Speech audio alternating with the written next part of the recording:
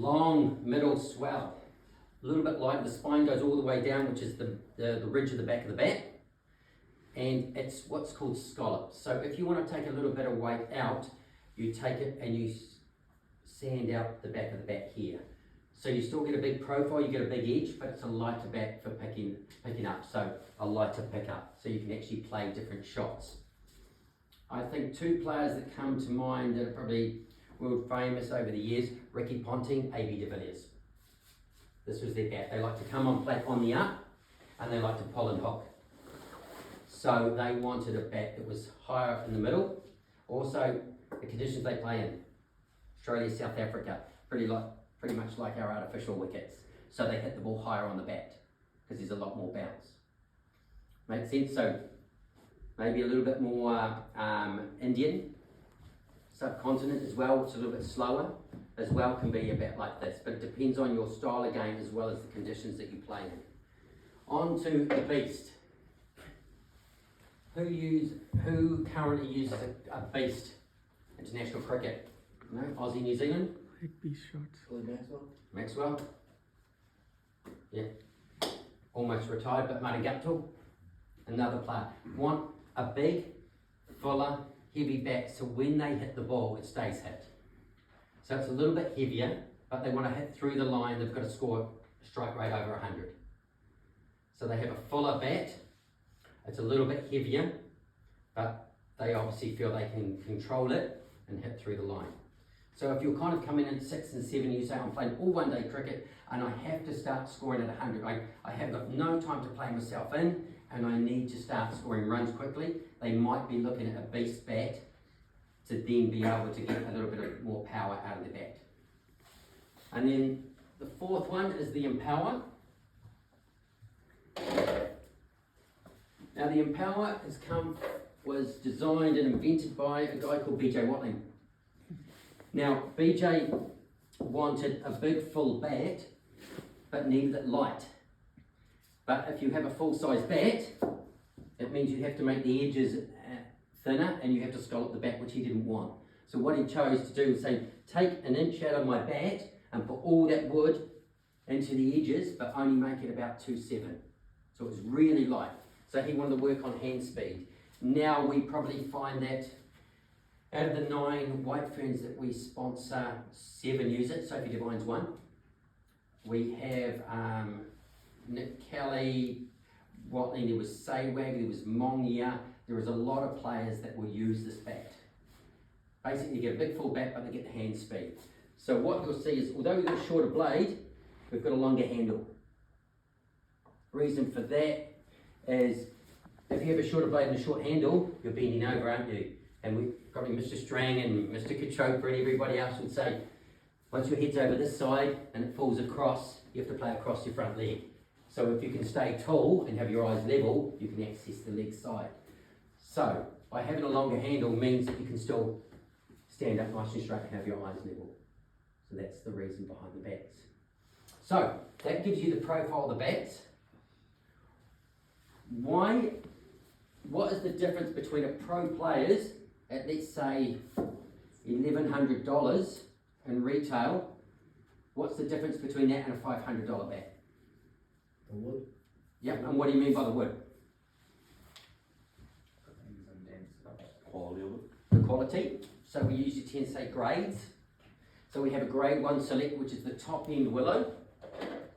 And then we go to a grade 1, then we go down to 2, 3, 4, 5. Do we know what the difference in grades are? Is it how straight it is? Sorry? Is it the grade, how straight it is? Yep. And with knots and things like that?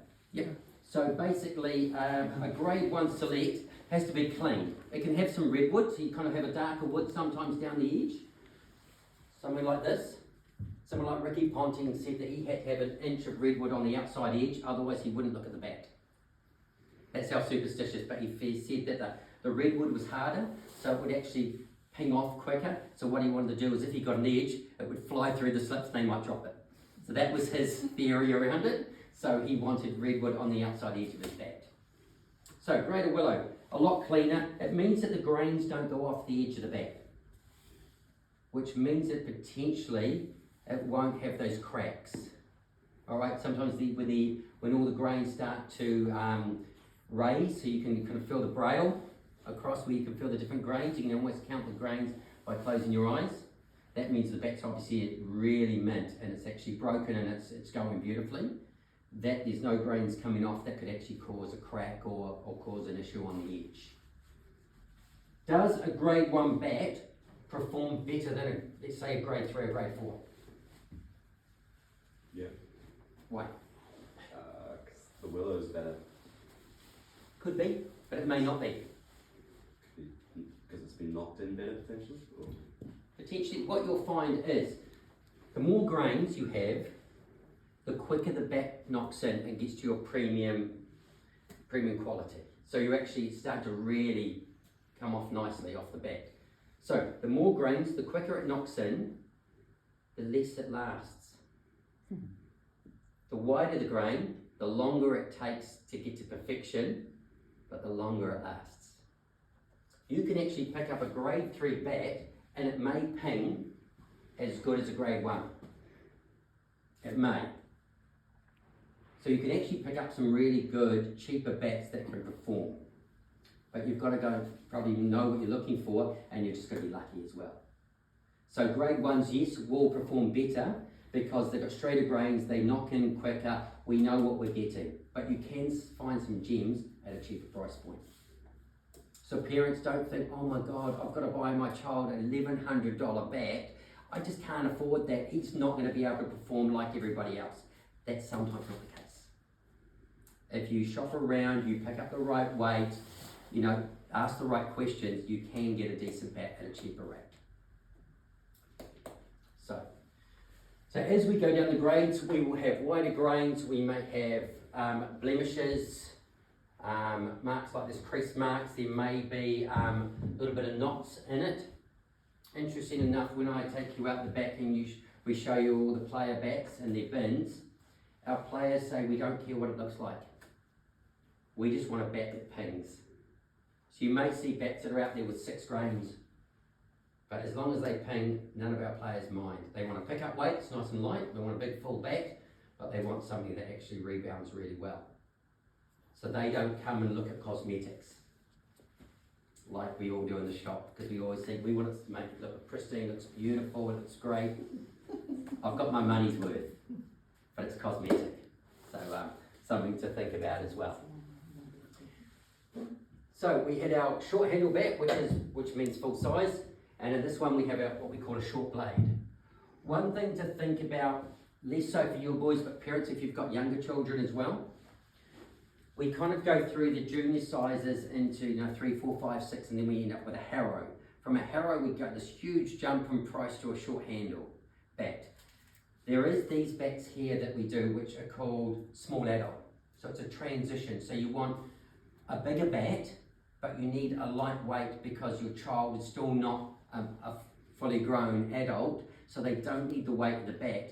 And what tends to happen is these bats are not really advertised at retail. They have them, but they don't push it. They go from a harrow up to a full-size bat. So you tend to jump, and boys, you get a heavy bat, and sometimes your coach says, that's too heavy for you.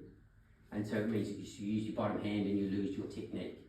So there is a small adult, and in that there is a small adult range in our pads and our gloves. So I'll just take you very quickly through the gloves unless we've got any questions around the bats. I have a question. Far away. I'm curious, you say the professional players don't care about what they look like as long as they ping. Have you tested the ping somehow? Yeah. How do So you do our that? factory test. So we say we've got a shape for Marangapta, we've got a shape for a certain player, Yeah. but they go and test it. They get the bat mallets on the clef. So the clef is just a piece of wood before it's actually developed and moulded into a bat shape. So they will go and work on the ping. Yeah. And they'll make sure they pick a light clef so they know they can make a bigger bat for a lighter weight. Yeah. So they'll test it with a bat mallet. They know by touch themselves. Yeah. Interesting. There's an old gentleman called Kailash who we go and visit each year in India when we design our product, and he came to New Zealand, and it's interesting, we took him into a retail store and we said, close your eyes, we want you to tell the grade of willow. and the ping on feel. And actually what he did, he just kind of closed his eyes and he kind of feel the grains, and he was just like, and you'll see a lot of Indians do this, Koli, people like that. And he got grade 1, grade 2, and he could tell us, and then he got one brand wrong. And we said, oh, you got this brand right, you got that brand, you got the Kookaburra right, you got this wrong. He says, no, I didn't. They have a grade 4, they called it a grade 3. And so he's about 89 and he still works for the company. Wow. And still does the testing and picks up the batch, just loves it. So the knowledge around the factory and the picking of the willow and understanding it is second to none. It's pretty amazing. If you ever get to India, it's worth having a look. Hey Milton, can you talk a little bit about back here? Yep. So end of the season, coming into the new season, what these guys should be doing at the end of the season with their bats, if they've got a coating on the front, Yep. what they do with that, fiberglass tape, what should we be doing there, grips, etc. like that? I think we'll talk about, I suppose, cricket gear care as well. Yeah, Bats, really good thing is to take the facing off. If we take a facing off, we always take it from edge to edge. We take it down, we'll rip shards of wood off. So you always take it slowly and take it a bit by bit and you take it off sideways. Like sand,